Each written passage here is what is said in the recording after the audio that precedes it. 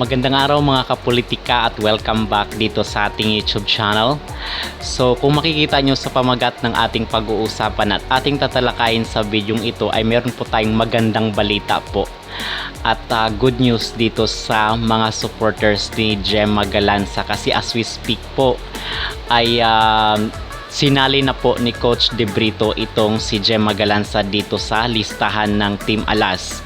So in short is makakapaglaro na siya sa susunod na leg 2 dito sa nagaganap na CV League sa Thailand. So ating pag-uusapan sa videong ito, ang tanong na ating sasagutin sa videong ito ay ano nga ba ang may ambag ni Gemma Galanza ngayong binigyan na siya ng chance at opportunity na makapaglaro dito sa ating national team. At tama ba yung naging desisyon ni Coach De Brito dito na isali pa si Gemma Galanza dito sa national team? Bago ang lahat ay huwag kalimutang mag-like at mag-subscribe muna kayo dito sa ating YouTube channel para updated kayo dito sa ating mga latest issue. So officially mga kapolitika, magandang balita po ito para sa mga supporters ni Gemma Galanza kasi ngayon po ay nasa listahan na ng top 14 players itong si Galanza para dito maglalaro sa leg 2 ng ginaganap na CV League kasi yung sa leg 1 is doon sa sa Vietnam, which is nag-uwi tayo ng bronze medal. At ngayon naman sa 9, 10, 11, August 9, 10, 11 ay itong leg 2 naman nagaganapin sa Thailand. So ang out dito sa top 14 ay itong si Gandler at si Palomata. So pinalabas muna siya ni Coach De Brito kasi technically is 14 lang na players yung dapat na isali dito sa list. Now dito sa ang pinasok kasi is itong sinunag at si Gemma Galanza kasi doon sa naunang laro is wala sila sa listahan, which is binatikos at umani ng mga negatibong reaksyon dito sa ating mga netizen, most especially itong mga supporters ni Gemma Galanza. So ang sabi ay dapat daw nasa top 14 itong si Gemma Galanza at si Cherry Nunag dito sa national team ng ating bansa. Okay, so lahat yun intact. Ang in-out lang kasi itong si Gandler is parang may injury siya noon doon sa leg 1, so hindi na siya sinali dito sa top 14. So ang tanong ngayon ng nakarami kasi marami rin ang nag-react, ang sinasabi ng iba ay tama lang daw yung naging decision kasi ilang beses daw ng MVP itong si Galanza. For sure is meron siyang may aambag dito sa team. Okay, at but on the other hand naman meron namang negatibong mga komento na ang sinasabi ng iba ay baka ito ay maging hindi maganda yung maging bungad ni Galanza dito sa national team. At actually sinasabi nga lang na dilobyo daw itong pagka-include ni Gemma Galanza dito sa listahan ng top 14.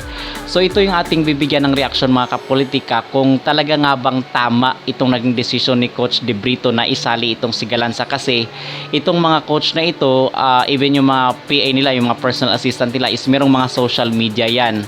Okay, so kinukuha rin nila yung mga polls. So ito nga yung ginawa natin ng video doon sa ating mga previous na vlog na nananawagan tayo dito sa ating YouTube channel na pasalihin na itong si Gemma Galanza para naman at least is para fair naman, to be fair naman dito sa sa mga supporters ni Galanza at dito sa mga humanga sa kanya. Kasi kung off naman yung laro ni Galanza, pwede naman siyang ipalabasin sa court. Okay, but dito is kumbaga i-experiment mo muna yung mga players kung sino ba yung mag-work at sino ba yung hindi kasi alam naman natin na itong mga coaches ay dapat fair sila sa lahat ng mga players. So ang tanong ngayon is may maiambag ba at magkakaroon ba ng difference kasi ngayon is makakalaban naman natin yung Thailand, Vietnam is Indonesia.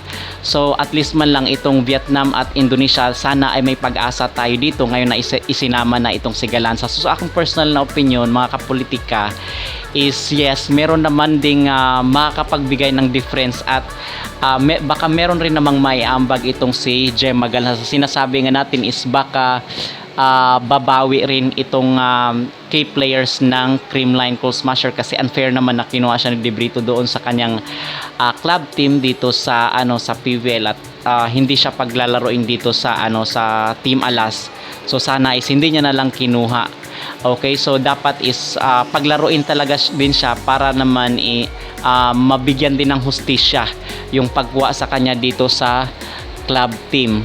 So again, sa tingin ko is meron namang may ambag itong si Galanza, but titingnan natin yung magiging laro niya, okay, mamaya, bukas at sa mga susunod na araw, kasi sa sinasabi nga natin, kung hindi maganda yung bungad ng kanyang laro, pwede namang paalisin itong si, I mean i-out siya sa court. Okay, so sa tingin ko is tama rin yung naging desisyon ni De Brito, kasi para equal naman, okay, para hindi naman siya masyadong mabash dito sa social media. Siguro nagbabasa-basa rin ng social media itong mga coaches na ito, kasi tama yung panawagan natin doon sa mga naunang video natin na dapat isali itong si Gemma Galanza. So kinukuha rin ng mga coaches na ito ang pulso ng mga tao, kasi ang mga tao is nakakita rin paano maglaro yung mga players sa loob ng court, at para mabigyan naman din ng hustisya itong mga awards na nakuha ni Gemma Galanza, which is a testament dito sa kanyang skills sa volleyball. Okay?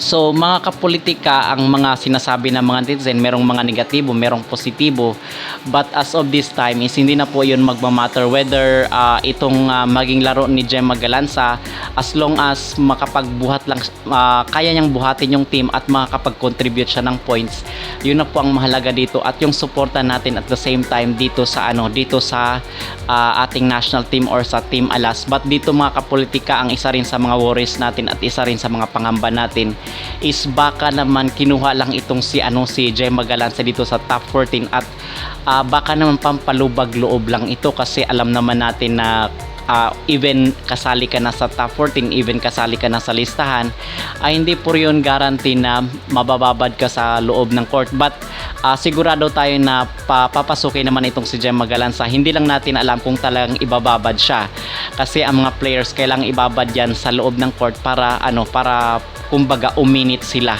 Okay, kasi hindi naman nadadaan yan sa lang short play, dapat patagalin muna sila sa loob ng court para makuha nila yung tamang timpla at yung strategies. Okay, so ito rin yung malaking tanong na kung saan is kung patatagalin din ba itong si Gemma Galanza sa loob ng court, or else talaga nga bang ipapapasukin siya, kasi ang ibang mga players is hindi naman pinapapasok yan. Okay, so dapat lang talaga na papasukin itong si Gemma Galanza, kasi baka naman sinali yan sa top 14 para pampalubag loob dito sa kanyang mga supporters, pero hindi naman pala siya paglalaruin. So yun po ang malaking question dito mga kapolitika. Okay, so far yun lamang naman ang ating update dito sa Team Alas. Actually nasa Thailand na sila at nagpe-prepare na sila dito sa leg 2. Sana ay makaisa man lang tayo sa Vietnam, at even dito sa Indonesia ay matalo na rin natin uli mga kapolitika. Okay, and let's support our national team. Kayo, ano yung masasabi dito? May maiaambag ba si Gemma Galanza dito sa ating national team? Yung pangalawang tanong natin is, tama ba yung naging desisyon ni Coach De Brito na isali itong si Gemma Galanza? Okay, so mag-comment down below mga kapolitika, at huwag kalimutang mag-like at mag-subscribe muna kayo dito sa ating YouTube channel para updated kayo dito sa ating mga latest issue.